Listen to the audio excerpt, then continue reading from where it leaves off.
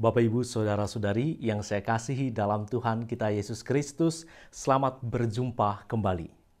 Tahukah Anda tentang Hanukkah? Dan apa fakta yang menarik seputar Hanukkah? Lalu, apa hubungan Hanukkah dengan bacaan Injil pada hari ini? Mari kita bahas satu persatu. Pertama, apa itu Hanukkah? Menurut asal kata Hanukkah itu berasal dari bahasa Ibrani yang berarti pengabdian. Bagi yang beragama Yahudi, Hanukkah merupakan hari raya yang memperingati pengabdian Yudas Makabe yang menyucikan bait Allah setelah Yudas Makabe bersama pasukannya mengalahkan Seleukia, dinasti Yunani pada tahun 164 sebelum Masehi.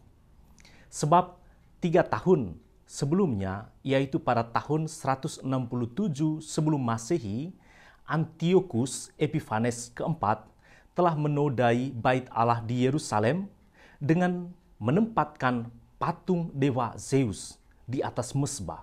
Selain itu, orang Yahudi juga dilarang untuk belajar Taurat serta dilarang menjalankan praktik keagamaan mereka. Biasanya, Hanukkah atau dalam Injil Yohanes bab 10 ayat 22 disebut sebagai hari raya peresmian rumah Tuhan, itu dirayakan selama 8 hari. Perayaan ini dapat saja jatuh pada bulan Desember atau pada akhir November dan dapat diperpanjang hingga Januari. Dan perayaan Hanukkah di tahun 2022 ini akan dimulai pada tanggal 18 Desember dan berakhir pada malam tanggal 26 Desember. Dan yang kedua, apa fakta yang menarik seputar Hanukkah? Fakta pertama, ketika orang Yunani menyerbu Israel, orang Yahudi sungguh merasa bahwa Allah meninggalkan mereka. Mereka hancur, bait Allah dicemari, dan aktivitas keagamaan mereka dilarang.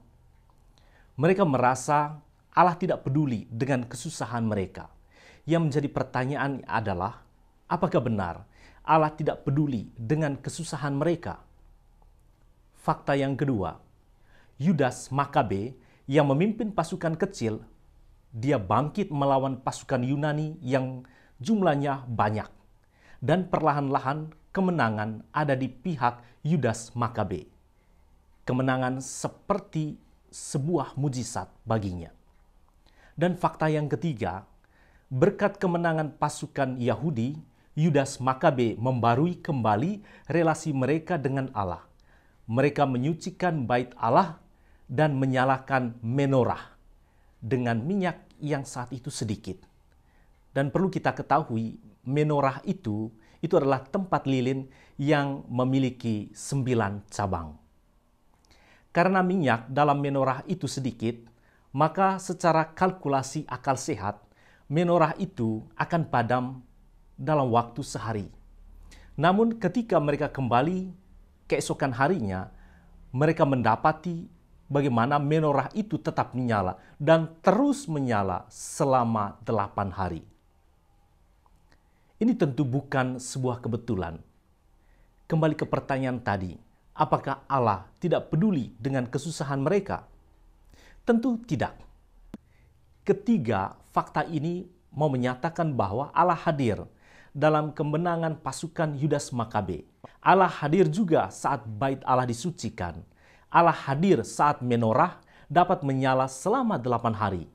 Maka layaklah perayaan Hanukkah itu dirayakan selama 8 hari. Dan yang ketiga, apa hubungan Hanukkah dengan Injil pada hari ini? Perlu kita ketahui konteks percakapan Yesus dengan orang-orang Farisi dalam Injil pada hari ini. Percakapan itu terjadi di Yerusalem, tepatnya di Serambi Salomo di dalam rumah Tuhan, pada hari raya peresmian rumah Tuhan atau Hanukkah. Pada saat itu, bangsa Israel masih menjadi daerah jajahan dari bangsa Romawi. Tidak mengherankan bahwa pesta itu juga menimbulkan kegembiraan dan juga keinginan publik untuk munculnya Yudas Makabe yang baru, untuk bangkit dari antara mereka dan memimpin mereka menuju kemenangan atas bangsa penjajah Romawi. Yesus bagaimanapun adalah seorang pahlawan. Dia memang memimpin pemberontakan, tetapi bukan dengan pedang, tetapi dengan kasih. Apa yang dilawan oleh Tuhan kita Yesus Kristus? Ia melawan kekuatan jahat dan dia tampil sebagai pemenang atas dosa dan juga atas kematian. Inilah kemenangan seorang gembala.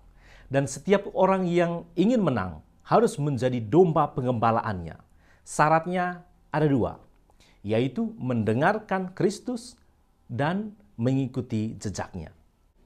Apa pesannya bagi Anda dan juga bagi saya pada hari Minggu panggilan sedunia hari ini? Pesan yang pertama, di tengah semakin kompleksnya persoalan dewasa ini, Yesus mengajak kita untuk melihat keajaiban-keajaiban yang Tuhan telah buat dalam diri kita. Misalnya, Tuhan memberikan kita rahmat kehidupan hingga saat ini. Tuhan juga memberikan ayah dan ibu yang sungguh mengasihi kita. Mereka memberikan pendidikan gratis dalam rumah tangga, serta memberikan makanan siang dan malam tanpa bayar. Tuhan juga menghadiahkan kita dengan kelahiran anak-anak.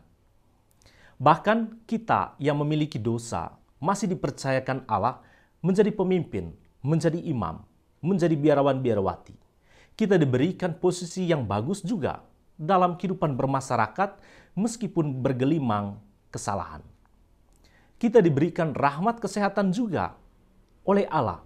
Bahkan kita luput dari bahaya COVID-19. Bukankah itu keajaiban yang Tuhan telah berikan untuk kita? Orang beriman mesti selalu bersyukur. Dan pesan yang kedua, apapun panggilan kita saat ini, Tuhan mengajak kita untuk terus menjadi domba yang baik. Dengan cara apa? Dengan cara mendengarkan sapaan Tuhan, Sang Gembala yang baik, entah itu dalam sabda dan juga dalam ekaristi, juga dalam diri orang-orang kecil maupun dalam diri alam semesta yang meminta kita bertanggung jawab untuk masa depannya. Dan pesan yang ketiga, kita juga diundang untuk mengikuti jejak Kristus.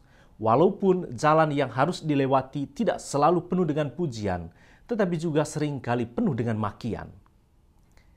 Meskipun doa-doa kita tidak selamanya mendatangkan mujizat, yakinlah, perjalanan bersama Kristus akan menghantar kita bukan hanya pada kesembuhan, tetapi akan menghantar kita kepada kehidupan yang kekal, di mana kita satu dalam Tuhan.